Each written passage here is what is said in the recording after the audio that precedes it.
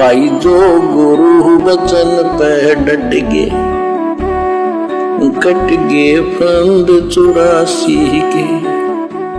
भाई और बहनों, जो रजा सतगुरु रामपाल जी भगवान ने साध संगत के ऊपर बख्शी है, आज पूरे विश्व में, पूरी धरती पर वो रजा किसी अन्य के ऊपर नहीं है। सतगुरु रामपाल जी परमेश्वर जी के करोड़ों की संख्या में फॉलोवर हैं, लेकिन चंद सत्सेवकों को छोड़कर उन करोड़ों के ऊपर वो विशेष रजा मेहर नहीं है जो आप और हमारे ऊपर है। और हमने भी भाई और बहनों परमेश्वर जी की इस अपरंपार मेहर का भरपूर फायदा उठाना है अपने आत्म कल्याण के लिए, मोक्ष प्राप्ति के लिए, क्योंकि कलयुग की बिचली पीढ़ी में ही साध संगतियां परमात्मा शुरू करवाते हैं, क्योंकि ये मोक्ष का प्राइम टाइम है। और इस समय हर प्रकार से आत्मा ने चिंतन मनन विचार मंथन करना पड़ेगा, कहीं हमसे कोई कमी शेष ना रह जाए। गुरुदेव भगवान के प्रति हमारे भाव में, हमारी श्रद्धा में,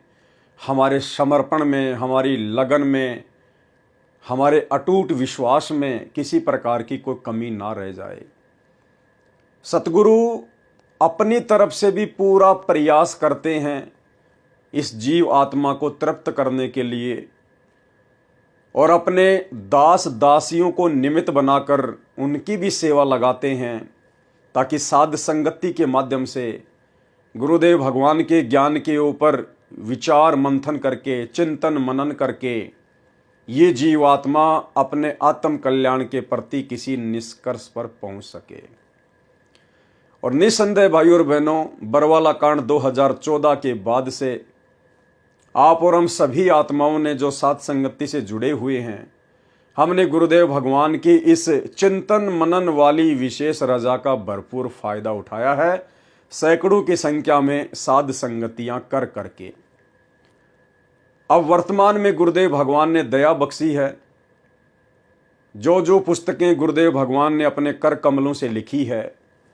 या अन्य भगत भाई बहनों के द्वारा लिखी गई है, उन पुस्तकों के ऊपर जो वर्तमान में वीडियो बनाने की प्रेरणा गुरुदेव भगवान ने दास को दी है, ये एक जबरदस्त रजा है गुरुदेव भगवान की, एक जबरदस्त वीआईपी मेहर है उनकी। इन पुस्तकों में परमेश्वर ने अध्यात्म से संबंधित वो गूढ़ रहस्य छुपा रखे हैं, जो गूढ़ रहस्य परमात्मा किन्हीं कारणवश, वो कारण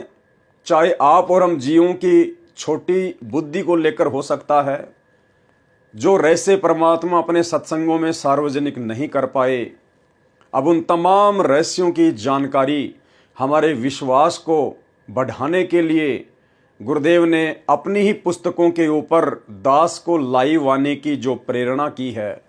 और जिस प्रकार से ऑनलाइन साध संगतियां चल रही हैं, लाइव वीडियो बन रहे हैं, भाई बहनों की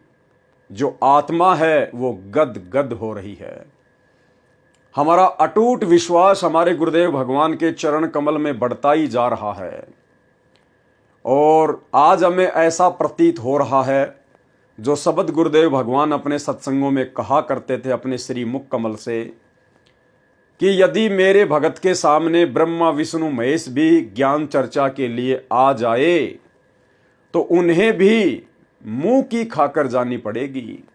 उल्टे पांव उन्हें निरुत्तर होकर जाना पड़ेगा। तो भाई और बहनों, उसके लिए सबसे पहली जो बात है, जो जरूरी है, कि सबसे पहले तो हमें परमात्मा की पहचान होनी चाहिए। जब तक हमें भगवान की पहचान नहीं होगी, तब तक तो हम भक्ति पर लग ही नहीं सकते। लग गए तो उस विश्वास और दृढ़ता के साथ हम भक्ति कर ही नहीं सकते। करने भी लग गए तो हम सफल हो ही नहीं सकते। इसलिए अध्यात्म की सबसे पहली जो आवश्यकता है, अध्यात्म को शुरू करने के लिए, भक्ति को शुरू करने के लिए, आत्म कल्याण के लिए, वो है परमात्मा की पहचान। आज निसंदेह सतगुरु रामपाल जी परमेश्वर जी की पूरी संगत को ये तो ज्ञात हो गया कि कबीर भगवान है, कबीर देव ही परमात्मा हैं।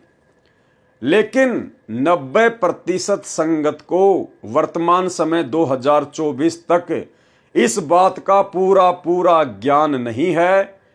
कि वो कबीर भगवान वर्तमान में कहाँ है। इस बात की जानकारी, इस बात का ज्ञान केवल साध संगति से जुड़े हुए भाई बहनों के ऊपर हुई है। आज हमने सारे प्रमाण देखकर,